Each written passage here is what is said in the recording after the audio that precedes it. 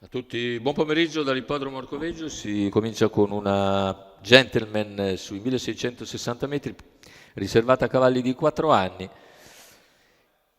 Sono 5 dopo il ritiro di Futurama, 1 Fast, 2 Flaminio, 3 Follow Me, 4 Belina Times, 6 Falco Trio. In chiusura praticamente match fra numero 1 Fast e numero 4 Belina Times, quota pressoché identica, appena sopra la pari, gli altri decisamente trascurati. Vediamo l'avvio con la velocità di Belina che cerca di... sbaglia Belina però, e così Fast si porta a condurre Numero e 4, si Belina discena quella Times, che era squalificato. l'alternativa principale a Fast. E così in seconda posizione filtra Flaminio, i 200 iniziali in 14,7, Follow Me e Falco Trio a seguire, ma se n'è andato quindi il controfavorito Belina Times. Sposta presto all'esterno Flaminio, che poi torna sotto, evidentemente vorrebbe andatura e magari stava fermando il battistrada, che ha completato comunque in 33 i primi 400 metri di gara e ora sulla piegata continua a rallentare, il parziale in 16, 46,3 per i 600,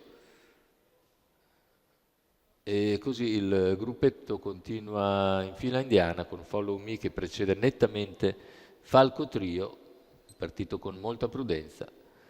Se ne vanno gli 800 in 1, 1 e 6, di nuovo lungo davanti alle tribune, 15,3 per il battistrada Fast che ha in schiena Flaminio, poi Follow Me a un paio di lunghezze e quindi distante Falco Trio.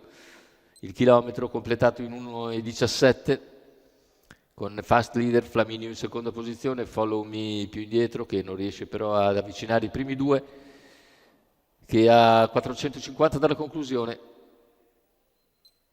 mantengono invariato il vantaggio sul terzo e cercheranno di disputarsi la vittoria nella finale, nella retta d'arrivo. Sposta infatti Flaminio ma non riesce a guadagnare terreno, infatti deve tornare sotto perché Fast a questo punto spara un 14,8 ed entra con 2 lunghezze di vantaggio per controllare poi agevolmente, tutto in mano, facile, Fast a segno contro Flaminio che è secondo e precede Follow Me. 1,15,6 fatto con molta naturalezza, c'è 29 secco a chiudere. La vittoria per uno dei due più giocati era match, ha sbagliato Belina Times, quindi vittoria netta comunque per Fast, Manuel Casillo e Gennaro Casillo al training e la proprietà dello stesso Manuele Casillo.